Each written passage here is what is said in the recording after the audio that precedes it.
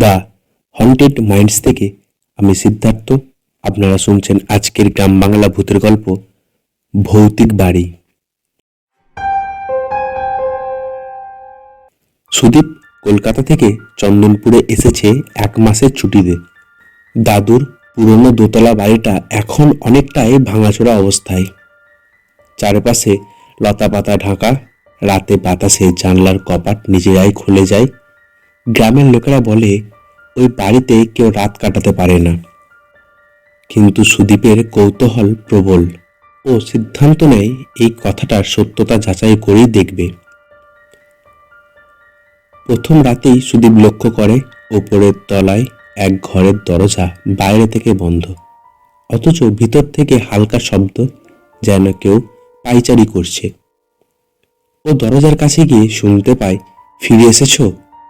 কিন্তু ও ছাড়া আর কেউ তো নেই ওখানে।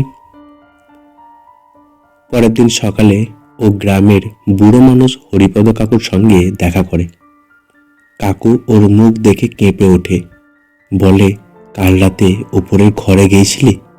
ওই ঘরে এখনো চন্দনা আছে, ওর আত্মা শান্তি পায়নি। সুদীপের শরীর শিউরে ওঠে। কে এই চন্দনা? বাড়ির পুরনো কাঠের আলমারিতে সুদীপ একটা ডায়েরি খুঁজে পায়। তারিখ 1985। ডায়েরির মালিক চন্দনা মুখার্জি। শেষ পাতায় লেখা, আজ রাতেই আমি সব শেষ করে দেব।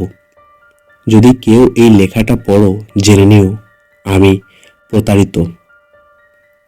শেষে রক্তে লেখা 3টে শব্দ, ওকে আমি ছাড়ব না। সেই রাতে ঠিক 12টার সময় দরজায় ঠক ঠক শব্দ। সুদীপ দরজা খুলতেই দেখে সামনে ফাঁকা বারান্দায় এক নারী দাঁড়িয়ে। সাদা শাড়ি, চুল ভেজা, গন্ধ, ঠোঁট বেগুনি। নারীটি আসতে বলে, তুমি আমার ঘরে ঢুকেছিলে কেন? সুদীপ পিছু হটে, কিন্তু দরজা নিজে থেকেই বন্ধ হয়ে যায়। ডায়েরির পাতায় উল্টে সুদীপ জানতে পারে চন্দনা প্রেম করছিল এক বিদেশে যাওয়া যুবকের সঙ্গে, যে পরে ওকে ঠকিয়ে বাড়ির দোতলায় ঘরে ঝুলিয়ে রাখে। গ্রামের লোক বলে ওর মৃত্যু আত্মহত্যা নয়, খুন। এখন প্রতি পূর্ণিমায় ওর আত্মা সেই ঘরে ফিরে আসে, বিশ্বাসঘাতককে খুঁজে। সুদীপ হঠাৎ আবিষ্কার করে তার দাদু ছিল এক যুবক, চন্দনার প্রেমিক।